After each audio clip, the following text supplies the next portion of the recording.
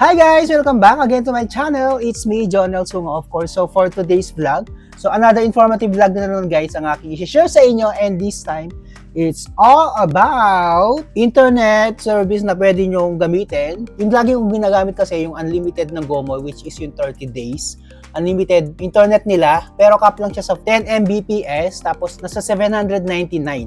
Usually kasi dito sa Valenzuela, hindi siya umaabot ng 10 Mbps eh. Ano lang, siya mga 5 lang eh, ganun eh. Napakabagal niya. Sa Bulacan guys, as in totally wala siyang signal sa Bulacan. Kaya, nag-switch ako into Smart. Meron din silang 1 month unlimited internet, 749 ata, 748. Isang beses lang akong gumamit, di ko na inulit. Bakit? Kasi may cap siya, tsaka hindi siya unlimited. Sobrang bagal din. Nag-switch na ako sa bagong guys, internet. Bagong promo, which is yung, kasi nasubukan ko na yung GOMO, nasubukan ko na yung Smart Talk and Text, sobrang bagal. Pag naglo-load kasi ako, gusto ko lagi yung 1 month unlimited internet kasi magastos ako sa internet, sobra. Upon searching, may nakita ako sa Globe guys. So, if you have Globe app, buksan nyo lang ang inyong Globe app, download na kayo ng Globe One app, and then mag-register kayo guys para maka-avail kayo. Ito ang sinasabi kong 1 month unlimited internet. Actually, naka-avail na ako eh. May expired na siya bukas. Kaya, binilag ko na siya bago siya may expired. Punta lang kayo sa buy promo load, ayan. And then, search nyo sa promo yung Unli. And then, may mga lalabas na mga promo na related sa unlimited. And then, click nyo tong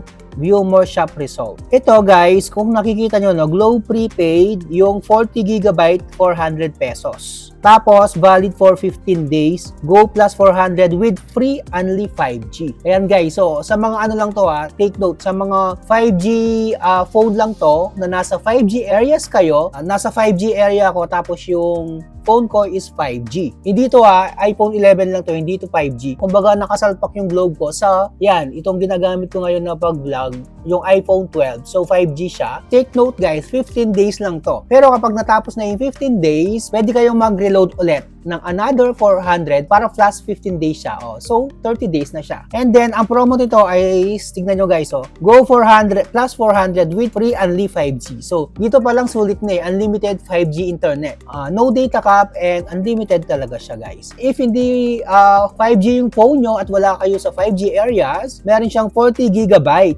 mobile data. Sabi dito, get 25 GB for all site plus free Unli 5G plus 15 GB for chosen app plus free voucher valid for 15 days. Di ba ang daming mga freebie? So dito sa freebies niya, choose your 2 freebies. Sabi, enjoy free data for apps and get discount. So dito sa data freebie, pwede kayong magpalit ng Go Watch, Go Play, Go Share, Go Learn.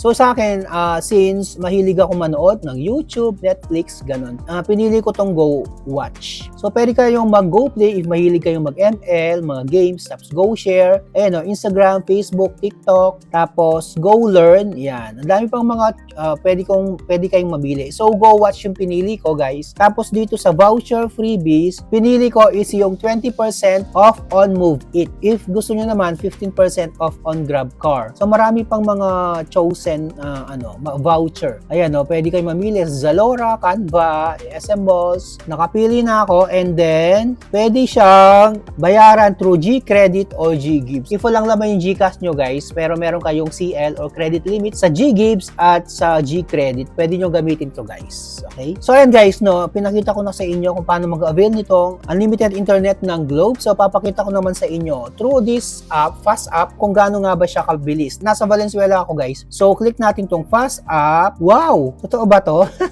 150 Mbps. Take note naka-ano lang to. Kumbaga naka-hotspot lang to. Hindi pa ito yung mismo pinagsalpakan ko ng Globe SIM card. So ibig sabihin naka-hotspots lang siya. Ito yung Unli 5G nila. Unlimited internet for 15 days na 5G. So ayan guys, pinakita ko lang sa inyo kasi nag-switch na ako into Globe internet. So ito na muna yung gagamitin ko. So naka 15 days na ako. 14 days pala. 15 days bukas. So as per experience, mabilis talaga siya guys sa mga social media, sa mga internet, sa website. So talagang ito muna yung gagamitin ko for 30 days. Siguro i-try ko muna yung 1 month. Aabutin ko muna siya ng 30 days and then magbablog ulit ako kung ano yung experience ko para may share ko rin sa inyo para mag-switch na rin kayo.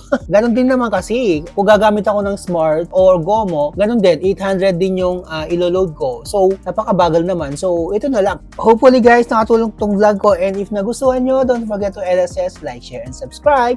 So thank you very much guys for watching and hope to see you again sa aking next video. Ito pa rin si Jonel.